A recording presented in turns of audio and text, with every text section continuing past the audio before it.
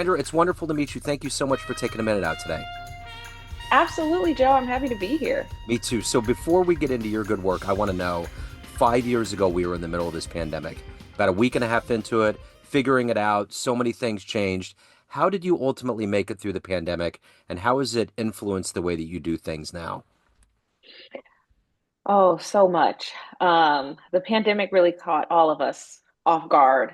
Um, I think, how I dealt with it was I leaned a lot on family, on my support system, um, and just holding true to my goals and my vision. I think, we all had a plan for 2020 and 2021. We all thought we knew what we were going to do, and then this pandemic was like, not at all. Just erase everything you thought you were going to do.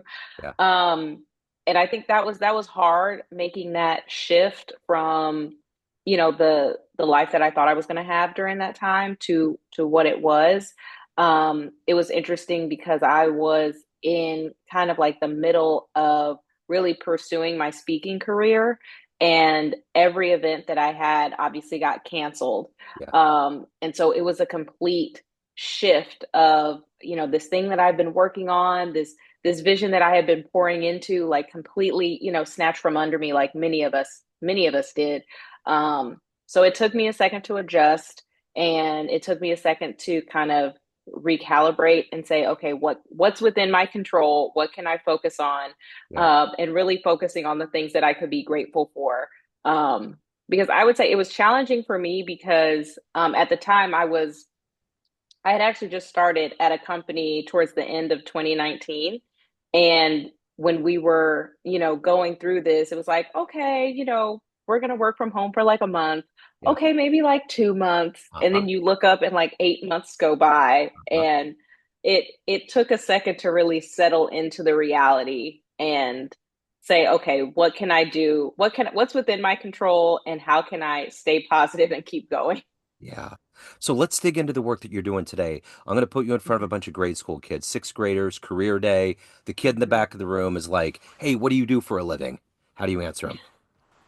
I would answer them that I am a keynote speaker and a trainer. So I get to stand in front of audiences and share my message. If I were in front of sixth grade students, I would say, much like your teacher, I stand in front of a group of adults and I teach them how to have clarity and confidence about what they want to do when they grow up.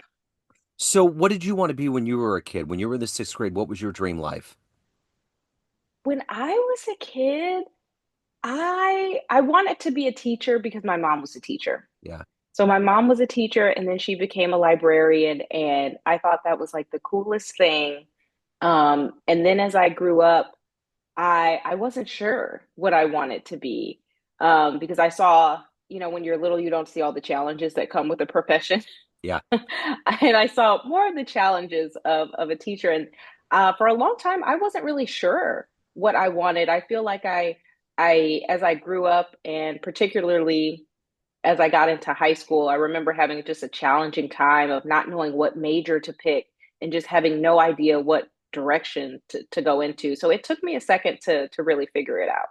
So take me back to where you were born and raised. What were the foundational elements that eventually has evolved into who you are as a motivator, helping people change Mhm. and being on stage? What were those elements that were the seeds planted that became you?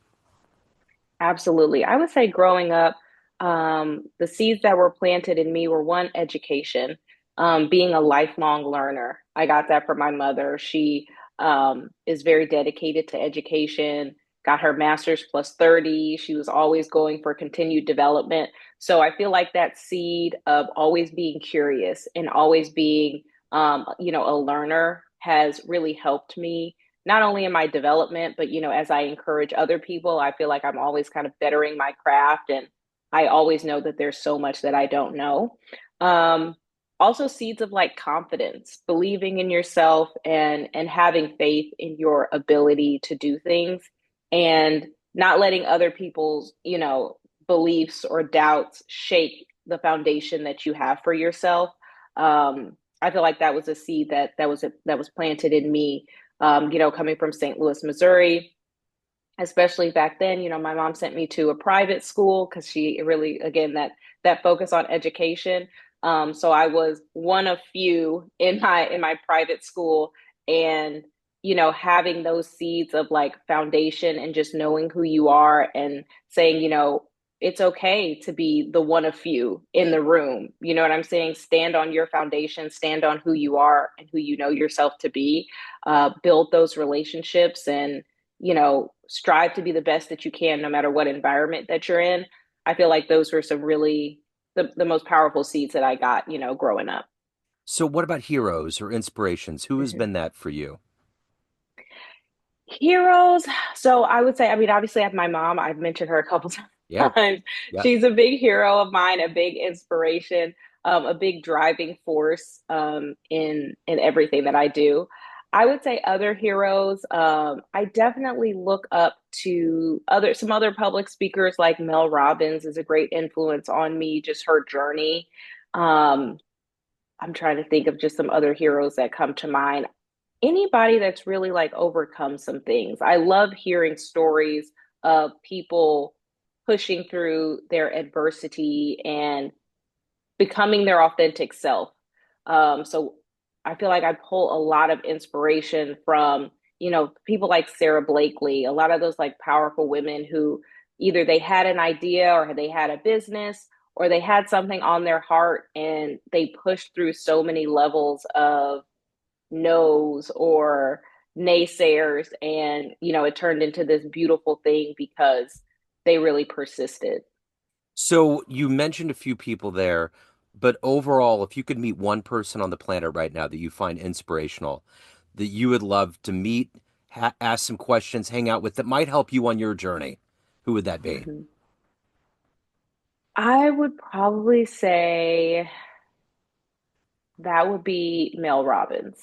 Yeah, I would say Mel Robbins because her story of, I mean, she's been very transparent about her story. And I know she's had a wide variety of jobs similar to me. I always say I was that classic job hopping millennial yeah. that, was just trying to figure it out. So seeing her lean into her journey and share that, and then turn how she overcame some of her obstacles, into not only a platform, but a movement that has helped so many people. I would love to sit down and chat with her. So the one thing about all of these figures that you've mentioned, and even in your role of helping empower, your audiences and women, it involves risk. If you want to get to another place, you got to take risks. When you look at Mhm. your career arc, what's the biggest risk you've taken? I would say the biggest risk I've taken, so they're kind of like two aligned. The biggest risk I took was leaving my full-time job. This was maybe about 6 or 7 years ago, leaving my full-time job to really throw myself into my speaking. Nobody understood it.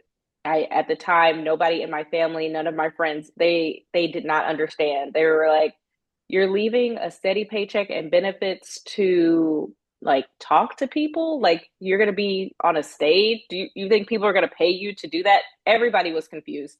Yeah, Um so it was a risk because I was betting on myself, and I was taking that chance, and I was saying, yes, I am going to leave a steady paycheck. I'm going to downsize. I'm going to, burn the ships, and I'm going to go all in this.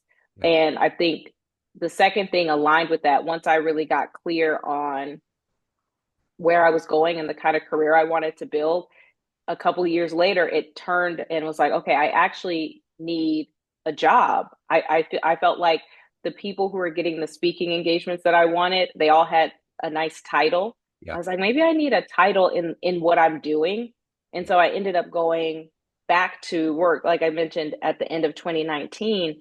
And it was another thing where people were like, well, I thought you were going to be an entrepreneur. I thought you were going to be a full-time speaker. And I had someone tell me that I was, risking my brand credibility by going back into the workforce. And, it was interesting because I hadn't thought about that when I made the decision. And even though they said it was risky, you know, because I had clarity, I was like, I know where I'm going. I know my intent for making this decision, and it might be a risk, but it makes the most sense for where I'm trying to go. So I would say so far those were the two biggest risks I've taken. So let's say you have a dream tonight. You run into a much younger version of you, 18 years old, and you can give that Mhm. version of you a piece of advice based on this life you've lived, the wisdom that you've accumulated. What advice would you impart on that young version of you? Silence the noise. Stop listening to so many people and get quiet and really ask yourself, what kind of life do you want to create? And just go for it, whatever that looks like. I feel like my younger self struggled with deciphering all the influences, um, from my mom and what my friends would say, and then we were on the had this rise of social media gurus, and everybody's pointing you in a different direction. It took me way too long, until I would say my late 20s, to really sit down and say, what would be fulfilling for me? Yeah. Like, where are my strengths, and what kind of life do I want to live? And so if I could give that 18-year-old, that would be that advice, to quiet the noise and really sit with what's most fulfilling to me and go for it. Yeah. So, how do you balance all of this out? How do you balance the fact that you have to get in the middle of helping people find their way in their careers, but you have a career, Mhm. you have a soul? How do you balance Mhm. that? What gets you up every day and makes you work on both of those to the best of your abilities? Absolutely. It would be the impact in both of those areas. I definitely know what it's like. I had many, many years of having a job that was frustrating, and not wanting to go into work. And I feel like I've finally come to that place where I enjoy what I do on both sides, right? Helping people figure out what their most fulfilling life would be, and hearing that feedback of how their motivation has shifted, how their relationships have shifted. I mean, there's really no greater reward than hearing that you actually help someone move in the direction that they want it to go. And then, with my career, I feel like I have an impact on the company that I work with. I have an impact on the people, and that it brings me joy. So I've found a lane in both of those situations where I'm leaning into my strengths. I enjoy what I do. So it is a balancing act, making sure that I'm taking care of both of those. But because it's both, something that I love and I feel really good about, it makes it that much easier to find that balance. So let's say you walk into a room of everybody that you've worked with, whether it's clients or colleagues, and they're all in the room, and you can walk up to the front of that room to a podium and tell them one fun thing about you, one fun story, one fun anecdote, something that would humanize you to that room. What would you say to them? I would say so. The one fun thing I might say is, so I coined the phrase, I'm the recovering jobaholic. Yeah. And I say that because up until my early 30s, I had more than 40 jobs. And so over the span of like 15 years, I had more than 40 jobs. And I will say it was because I stacked a lot. So I would have a full-time job and then like an evening and weekend job. So it's like sometimes I had two or three jobs at a time. But anytime I tell someone that, they say, oh, you couldn't keep a job. And I always like to say, well, I've actually never been fired. So I like to say that a job couldn't keep me. Yeah. But that was just during my time of life where I was just trying to figure it out. When I first started speaking, I talked a lot about engaging and retaining millennials. And it was solely because I felt like the rhetoric that was going on didn't describe me at all. I was like, I was job hopping because I didn't feel like I fit in anywhere, and I didn't feel valued. And I was trying to find, my strengths and what I could do, in, companies that really didn't provide coaching. And that kind of manifested into job hopping. Um, I was just trying to find my way. Yeah. Yeah, for sure. So let me ask you this. Of everything that you've done and accomplished, what are you the proudest of? Oh, that's a good question. Um, what am I the proudest of? I mean, I feel like I'm the proudest of being true to who I am, because that was a hard journey for me, getting allowing myself to be authentic, allowing myself to be vulnerable and be seen, um, and to see the impact that has made on others. Just sharing my message and um, coaching and speaking, like the impact that it's having. I feel like it really stems from me doing the work and allowing myself to be authentic and be seen. And I know that's not like big and flashy, but that's probably what I would say is I'm most proud of. So at the end of the day, Kendra, everyone has a perception of you. Family, friends, clients, everyone that sees you speak, everyone that knows you, but you run the show. What's your perception of you? Who do you think you are? Who do I think I am? I think I am a change agent. I think I am very empathetic, and I am a thoughtful spirit that is here having this human experience. And I hope that everyone that I encounter, I impart on them something of light. I hope that they leave me better than what they came to me with. Um, and that I am intentional in that effort every day and in every interaction. So if anyone wants to hire you, reach out, they have any questions, any of the good business, where can they go? Absolutely. They can connect with me on any social media, LinkedIn, Kendra Mack. They could also visit my website, www.kendramack.com. I love connecting with people on social media. Send me a message. I love to connect with you. And that's the best way to kind of see some of my work and reach out if you'd like to. Wonderful. Kendra, this has been great. Thank you so much for your story. Thank you for your time. Best of luck with everything. Joe, thank you so much. It was great being here. Thank you.